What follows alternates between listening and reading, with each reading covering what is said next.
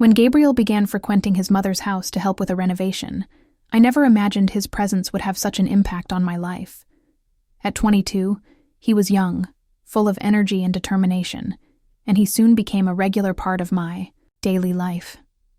At first, our conversations were casual and occasional, but gradually, his presence began to occupy more space than I had anticipated.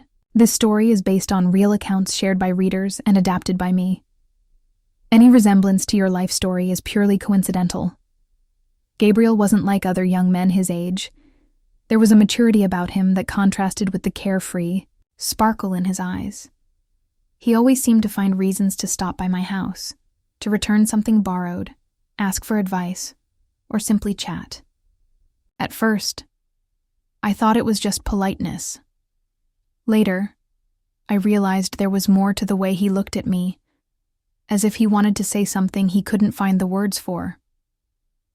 One afternoon, while I was watering the plants in the garden, he appeared, unannounced, carrying a tray his mother had borrowed.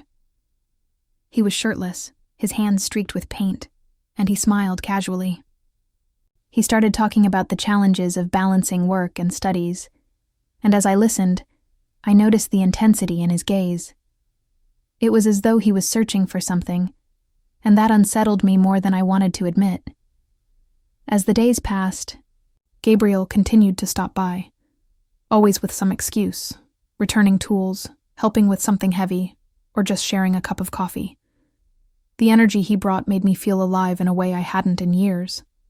At the same time, there was a growing tension between us, a closeness that seemed to cross an unspoken boundary. I tried to ignore it, to convince myself that nothing was there, but the truth was, his presence unnerved me. One evening, as I was organizing boxes in the storage room, he knocked on the door.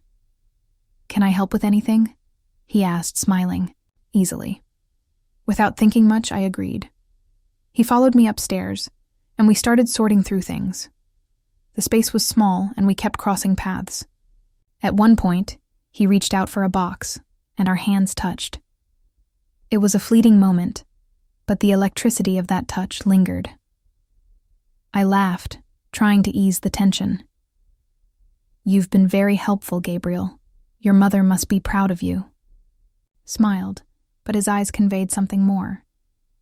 "I just want to help. And to be honest, I like being here. I like talking to you." The sincerity in his words caught me off guard. For a moment, I was speechless, but I quickly changed the subject.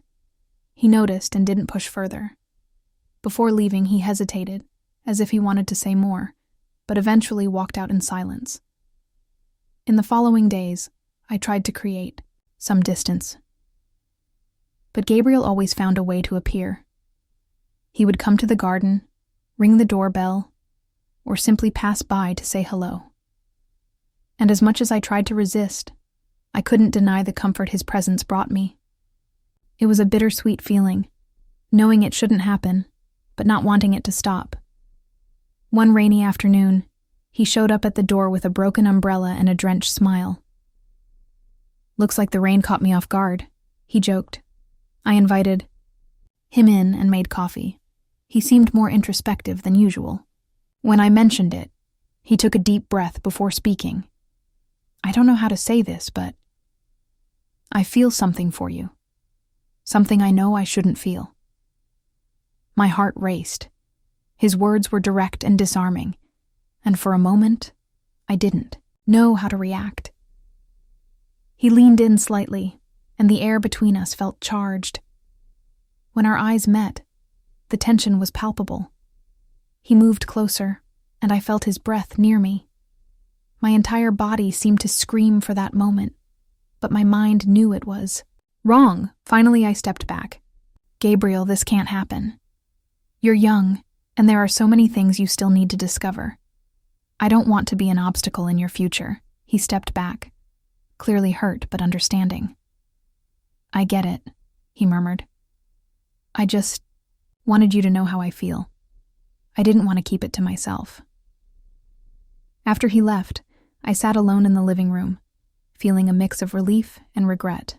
I knew I had done the right thing, but I couldn't deny the impact he had on me. In the days that followed, Gabriel's visits became less frequent. Our interactions were cordial, but distant. Slowly, the tension that had existed between us faded, replaced by something colder, but necessary. He moved on with his life, and I with mine. Sometimes, I think about that moment, that fine line we almost crossed. Although nothing happened, it was an experience that reminded me I am still capable of feeling, connecting, and desiring. Not every connection is meant to become a love story. Some come only to remind us of who we are, and sometimes that's enough to move forward.